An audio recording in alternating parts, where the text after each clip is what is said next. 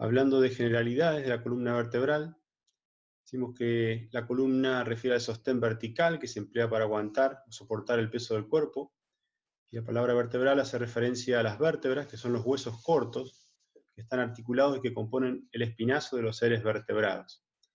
La columna vertebral abarca desde la pelvis hasta el cráneo. Esto es fundamental en la anatomía funcional entender, ya que en las acciones que se hacen durante las asanas, y en la alineación y en el trabajo de fuerza o flexibilidad de la columna, se considera la pelvis y el cráneo como los extremos de esta. La columna vertebral está compuesta por estructuras pasivas y rígidas, que son las vértebras, y estructuras activas, elásticas, que son los discos intervertebrales, ligamentos y músculos espinales. La columna vertebral está compuesta por 33 a 34 vértebras, 24 de ellas son móviles. Está dividida en diferentes sectores: 7 vértebras cervicales arriba, 12 dorsales en medio, 5 vértebras lumbares abajo, y luego 5 vértebras sacras que están fusionadas, conforman el sacro, y 4 o 5 vértebras coxígeas que también están fusionadas. El sacro y el coxis son partes conformantes de la pelvis. Vamos a ver ahora entonces los huesos y articulaciones que conforman la columna vertebral. Acá tenemos entonces una imagen de una columna vertebral en una vista lateral. Como pueden ver, la columna vertebral consta de diferentes curvas que son naturales, fisiológicas.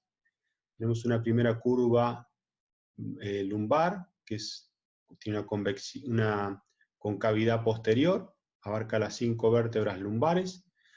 Se llama lordosis lumbar. Una curva dorsal, que toma el nombre de sifosis dorsal, convexa hacia atrás. Y una última curva cóncava hacia atrás, que es la curvatura cervical, que también recibe el nombre de lordosis cervical. Luego vamos a estudiar en más detalle las funciones que cumplen estas curvas. Visto de frente, la columna vertebral no presenta prácticamente curvas, ¿sí? Si tuviera curvas es lo que llamamos escoliosis. Vamos a ver también de que hay cierta escoliosis funcional que todas las personas tenemos, una pequeña desviación lateral. Es raro ver una columna totalmente recta en el plano frontal. Vamos a describir entonces la parte ósea de la columna vertebral. Dijimos que nace abajo, en el sacro, es un hueso triangular, que son 5 vértebras que están fusionadas. Por debajo está el coxis, y luego están las 5 vértebras lumbares, las 12 vértebras dorsales y las 7 vértebras cervicales. Cada una de estas zonas tiene características particulares, pero vamos a hablar en esta primera clase sobre las generalidades de la columna vertebral. Entonces, entre cada una de las vértebras tenemos los discos intervertebrales, y luego tenemos vértebras que tienen características comunes. Vamos a estudiar entonces, por ejemplo, la cuarta vértebra lumbar, en donde podemos observar como características fundamentales: vista lateral, esto es el frente, esta es la cara posterior, esta es la apófisis que se palpa en la espalda. Tenemos entonces por delante el cuerpo vertebral, que conforman el pilar de la columna. Si nos vamos hacia atrás, tenemos las estructuras llamadas pedículos vertebrales. Por fuera están las apófisis transversas. Por detrás de los pedículos tenemos las apófisis articulares superiores e inferiores. Hacia atrás, una parte de la vértebra se llama lámina, que une este cuerpo anterior con la apófisis espinosa por detrás. Entonces tiene diferentes apófisis: espinosa atrás, apófisis transversas y apófisis articulares. Estas apófisis articulares están tanto arriba como abajo porque se van enganchando, formando las articulaciones interapofisarias. Y tenemos luego, por detrás del cuerpo, el agujero vertebral, de forma triangular, por donde pasa la médula espinal, protegida, como después vamos a ver en el estudio del sistema nervioso, por las meninges. Entonces esta es una vértebra tipo, esta es de la zona lumbar. Si observamos una de la zona dorsal, por ejemplo la séptima vértebra dorsal, también van a ver que tiene ciertas características. Por ejemplo, la apófisis espinosa es mucho más larga y descendente, el cuerpo no es tan grande como en la zona lumbar, las apófisis transversas son más largas, cambian la dirección de las apófisis articulares, por eso es que las diferentes zonas de la columna vertebral tienen más o menos movimiento, dependiendo de estas apófisis articulares. Y luego vamos a ver una vértebra cervical tipo, por ejemplo, la cuarta vértebra cervical. Y como vemos, tiene alguna diferencia. Por ejemplo, la apófisis espinosa se bifurca, tiene un cuerpo más pequeño, tiene estos orificios por donde pasa la arteria vertebral, ¿sí? Que vamos a estudiar en detalle cuando veamos las particularidades de cada zona de la columna.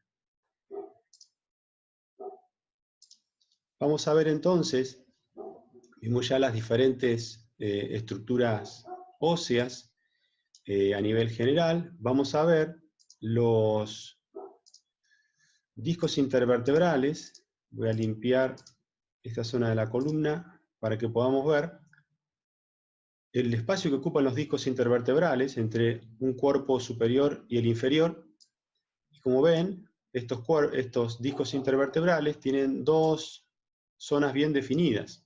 Una zona media se llama núcleo pulposo, que tiene mucha retención de líquido, de agua, para generar una especie de amortiguador entre una vértebra y otra, y el anillo fibroso, que envuelve por fuera este núcleo pulposo y es muy resistente, muy fuerte.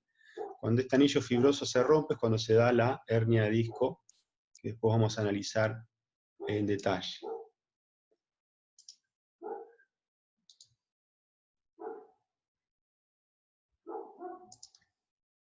Seguimos entonces viendo los ligamentos de la columna vertebral.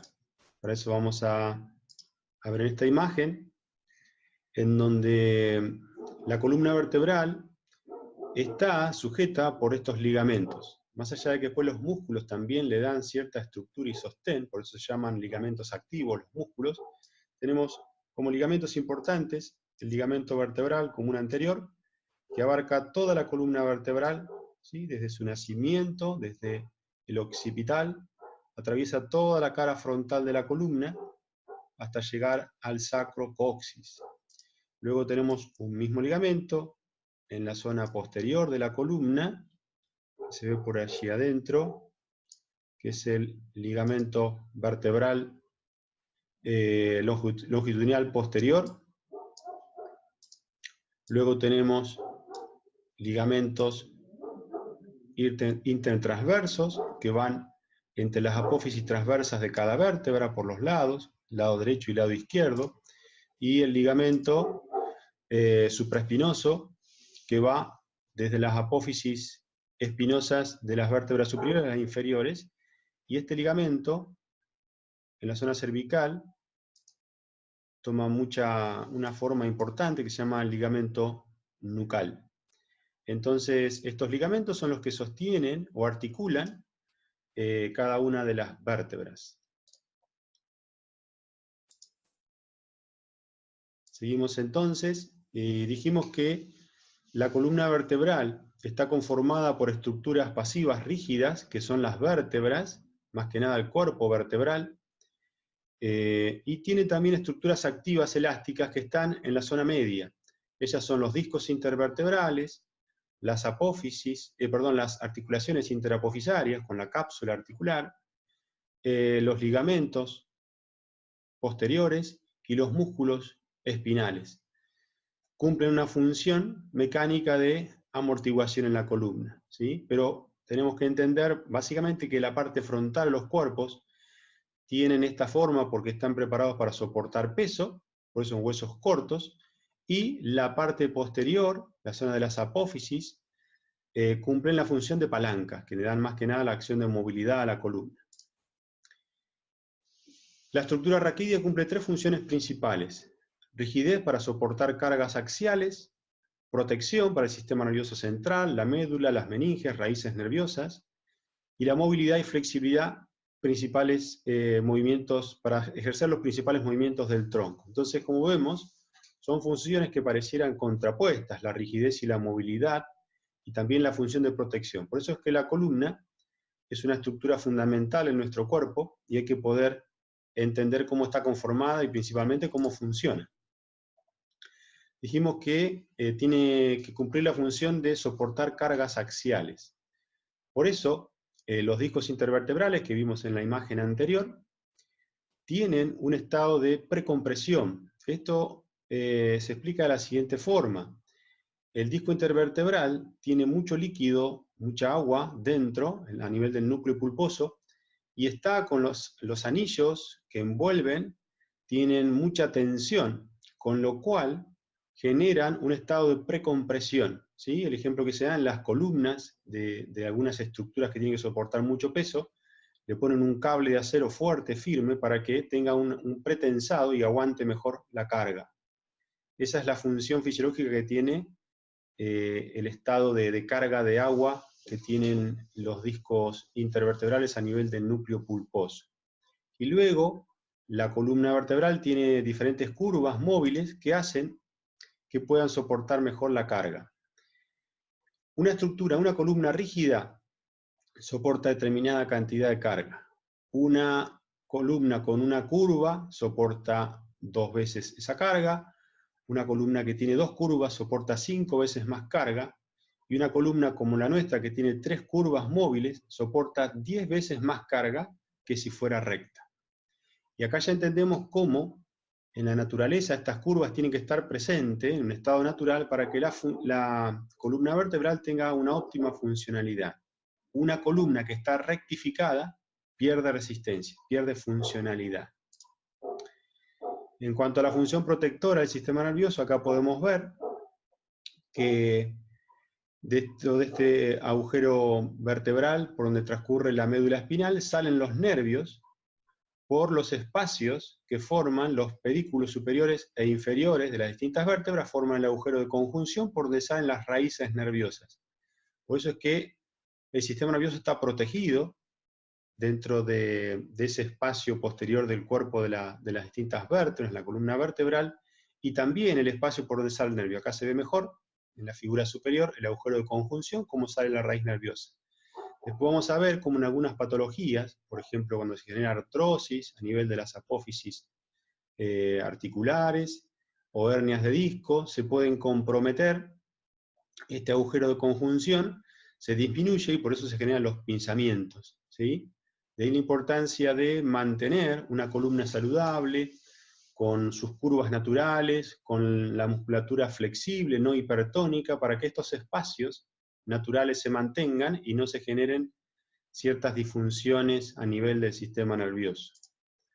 Y también dijimos que tiene una función de movilidad del tronco, y esta función está muy bien realizada por el disco intervertebral, que acá vemos de manera esquemática, que funciona como si fuera una esfera entre 2 tapas. Imagínense que este es el cuerpo superior de una vértebra baja, la parte inferior del cuerpo vertebral de la vértebra alta, el disco está en el medio. Entonces, de acuerdo al movimiento que haga la columna, el disco puede moverse hacia atrás, hacia adelante, hacia un lado, hacia el otro, generando la posibilidad de movimiento a nivel articular. Estos movimientos en cada vértebra son mínimos, pero cuando uno los suma entre estas 24 vértebras móviles, se genera un movimiento de gran amplitud.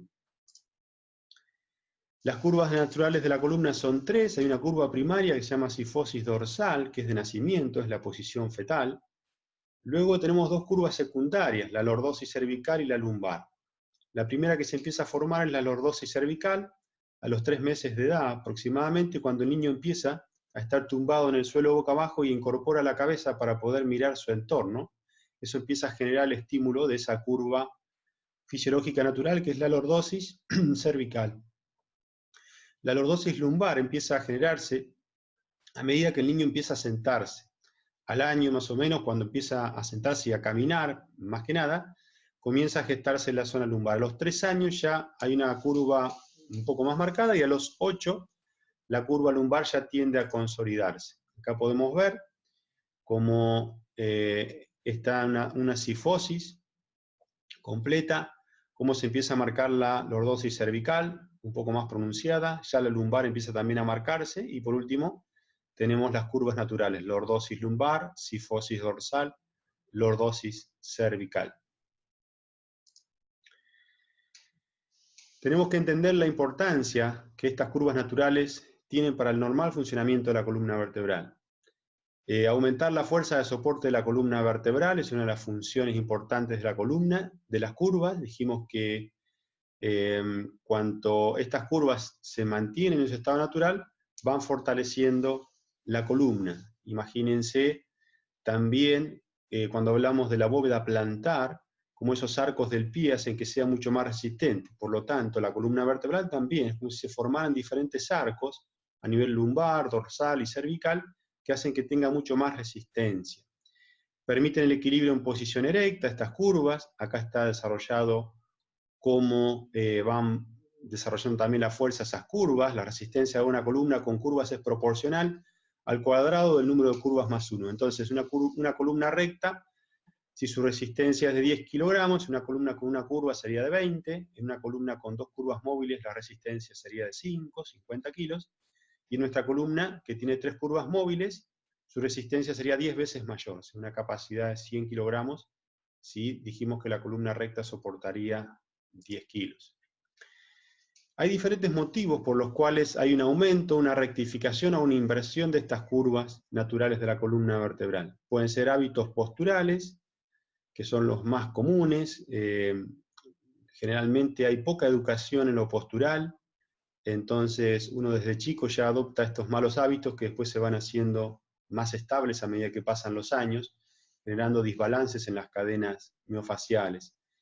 Hay diferentes tensiones y acortamiento muscular debido al estrés, retracción de las cadenas miofaciales que generan rectificación o aumento de las curvas, determinadas enfermedades reumáticas, factores genéticos, malformaciones genéticas.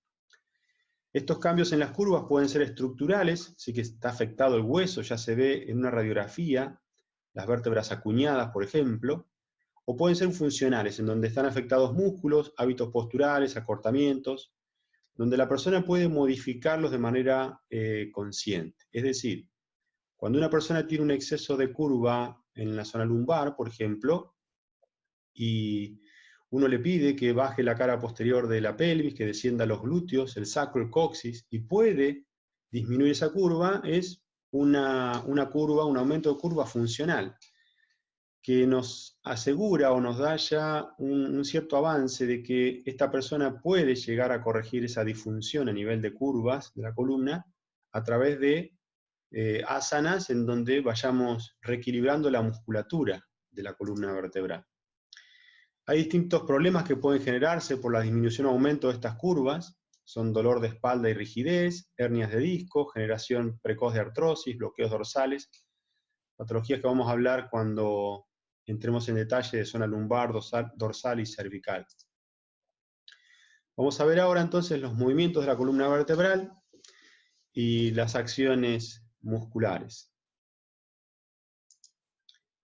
La columna vertebral tiene movimientos de extensión axial, es decir, se estira en su eje hacia arriba, tiene movimientos de flexión, de extensión, inclinación lateral y torsión.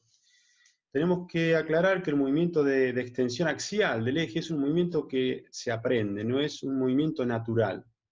Por eso es que insistimos tanto en la clase de asanas de elevar la cara posterior del cráneo, de sentir que un hilito tracciona desde la coronilla hacia arriba, y de esa forma la columna vertebral se extiende. Vamos a comenzar entonces a ver los movimientos de flexión de la columna. Estamos en una vista de perfil. El movimiento de flexión es cuando la columna vertebral se inclina hacia adelante. Posición natural, inclinación hacia adelante.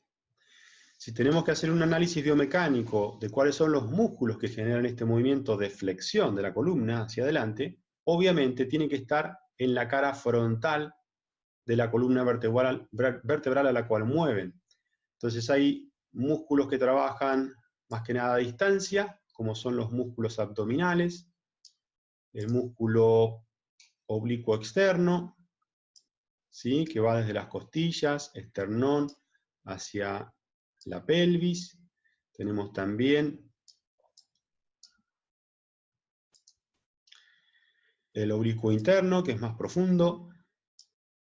Por delante, aquí se alcanza a ver el psoas ilíaco. También es un músculo flexor, porque después vamos a ver en detalle cuando veamos solamente la imagen muscular, que se inserta en la cara frontal de las 5 vértebras lumbares y por delante en el trocánter menor del fémur. Por lo tanto, cuando usa como punto fijo el fémur, es flexor de la columna, y este psoas, si lo usamos como punto fijo en la columna, cuando desarrolla su acción de acortarse, genera una flexión de la cadera. Por eso dijimos también que el psoas ilíaco es flexor de la cadera y, en este caso, flexor del torso. Vamos a seguir con los movimientos de extensión de la columna. Aquí, para generar la extensión, allí está en la posición neutra. La extensión es cuando inclina el torso hacia atrás. Obviamente, para generar esta acción, los músculos tienen que estar por detrás de la columna vertebral. Estos son los músculos grandes, los músculos espinales, que tienen, como ven, una masa común en la zona lumbar, una fuerte inserción a nivel del sacro, y tenemos aquí el músculo largo del torso, el hilo costal lumbar,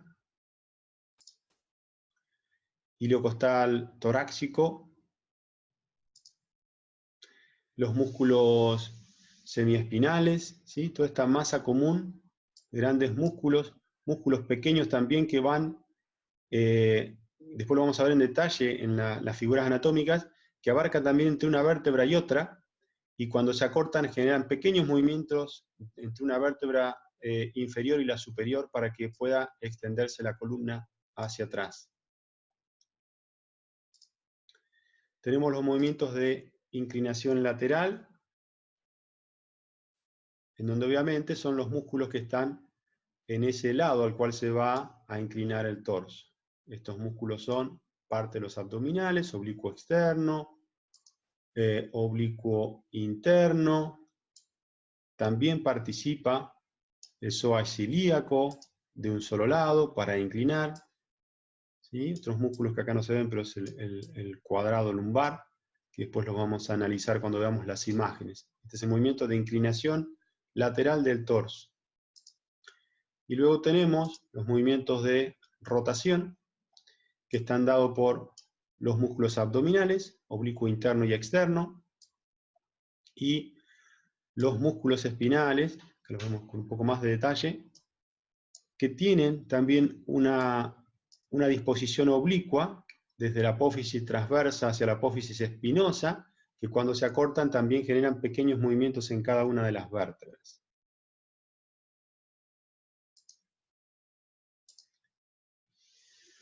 Muy bien, hasta acá llegamos entonces con esta primera clase de generalidades de la columna vertebral.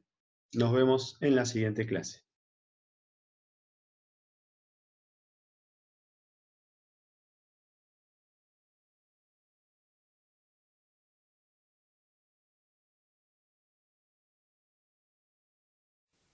Vamos a ver en este video los movimientos de la columna vertebral.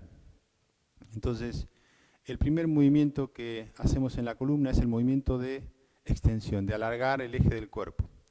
Desde una posición anatómica o desde Tadasana, una postura que tiene poco tono, implica una exageración de las curvas. La columna está hundida, no tiene un punto de apoyo donde anclarse para crecer.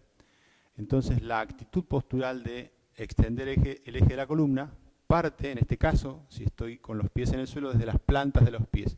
Como si yo quisiera hacer un impulso hacia arriba, los pies rechazan el suelo y la columna crece lo más posible hacia arriba, cara posterior del cráneo tira hacia arriba, como si hubiera una pared atrás donde apoyo cráneo, omóplatos, sacro, talones. Y desde esa posición de extensión de la columna, que no es pasar de largo las curvas, sino extender los extremos, pelvis, cráneo, puedo hacer movimientos en el plano sagital de flexión y extensión, flexión de columna, posición neutra, extensión de columna. En el plano frontal tenemos movimientos de inclinación lateral.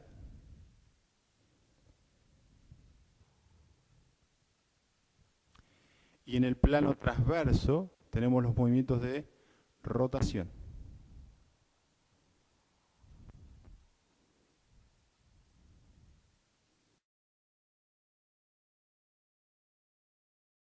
Vamos a ver a continuación algunos ejemplos de asanas que involucran la flexión de la columna, la extensión, la inclinación lateral y la rotación o torsión. Como ejemplo de flexión de columna tenemos Paschimottanasana.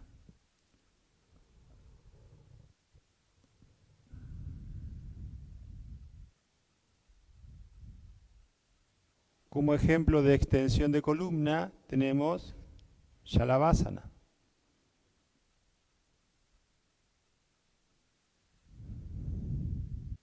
Como ejemplo de inclinación lateral de columna tenemos Parivrita Janu Shirshasana.